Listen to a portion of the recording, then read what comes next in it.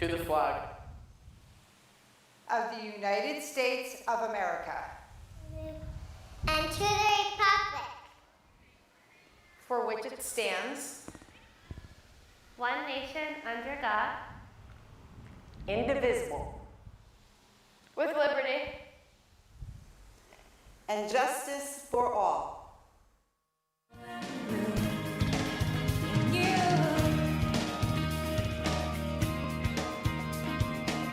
Good evening, everyone, and welcome to the Spring Lake Board of Education H.W. Mountz School Back to School Night 21-22. My name is Steve Lavava. I'm the superintendent of Spring Lake and the principal of the H.W. Mountz School. And with me tonight is our supervisor of student services and curriculum and instruction, Mrs. Natalie Levine. Good evening. So this is our evening newscast, and this takes place of what normally happens every morning, which is our morning newscast. And in our morning newscast, our 8th grader students, primarily 8th graders, work under the direction of Mrs. Pierce and Mrs. Brendel, tonight assisted by Mrs. Krebs, and they produce a morning news show every day on our YouTube channel. Incidentally, our YouTube channel is accessible to all of you as parents on our school website. It's on the front page, just underneath the regular calendar, you'll see a link to our YouTube channel. That's where you can log on in the morning and take a look at what's happening in the Mountz School with your very own student production.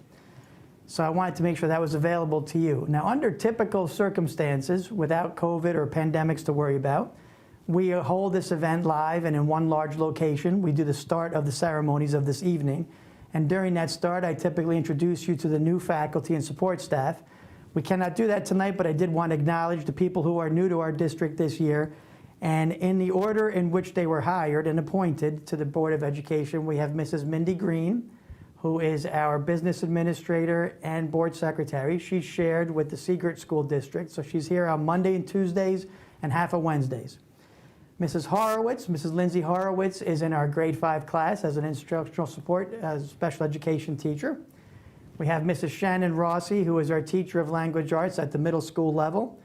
Mrs. Sandy Smagula is a familiar face to all of us. She was an instructional assistant for several years with us and now has taken a role as part-time special education teacher, part-time instructional assistant in our kindergarten class.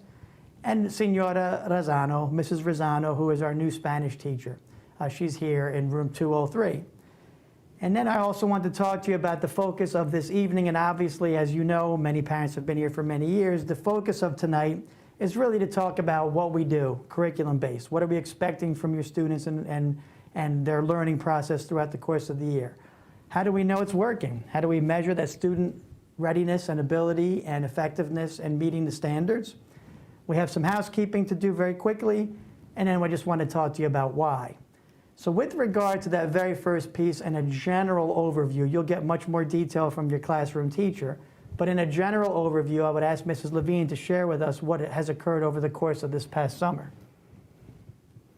Every year, the state of New Jersey updates their standards in certain content areas. And it is our responsibility as a school district and in the curriculum office to make sure that our curriculum documents are aligned to those standards. Our main focus this past summer was regarding English language arts and the new adoption and integration of Foundations, which is a multisensory phonics-based approach to literacy. So pre-K through 2 classes have now adopted Foundations as part of their reading program. And our hope is that with this instruction, we're going to be helping our students become lifelong learners and readers. Thank you, Dr. Lavava. Thank you, Mrs. Levine. So how do we know that what we do is working? We provide a variety of different assessments to your children. We monitor their daily discussions. We also assign written tests. We also ask students to complete projects and do different activities. In our older grades of tonight, which are grades 3, 4, and 5, we also administer state testing in the spring. And this year, for the first time, we're going to administer some fall state testing to our 4th and 5th graders. That fall state testing will happen just after Columbus Day here in the district, and it's called the Start Strong. Mrs. Levine, did I take up all your speech? No, that's quite all right. So Start Strong is the state of New Jersey's way of complying with federal mandates, and it's part of all students in the state of New Jersey will be participating in this assessment.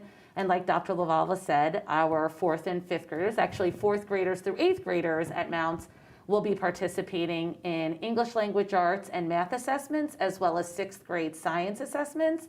And it should only take about 45 minutes to 60 minutes for each of those sections, and it will happen during the school day.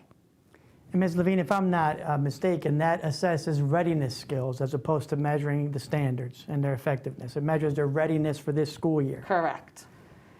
The little bit of housekeeping piece that we had is just to make you aware. We did send an e-blast this morning as well, that on our website also, underneath the Our School tab, you'll see Student Parent Handbook.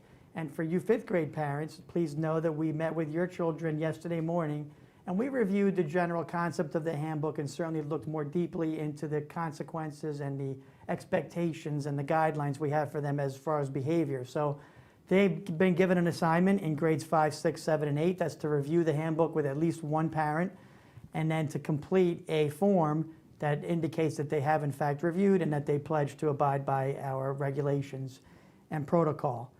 Lastly, is the why we're here tonight. And really, I would tell you that having been in education for most of my life and being married to an educator as well, I could tell you that sometime around July 15th, even though we're in our summer vacation and our summer break, the mind of a classroom teacher starts to begin focusing on the upcoming children who she or he are about to teach.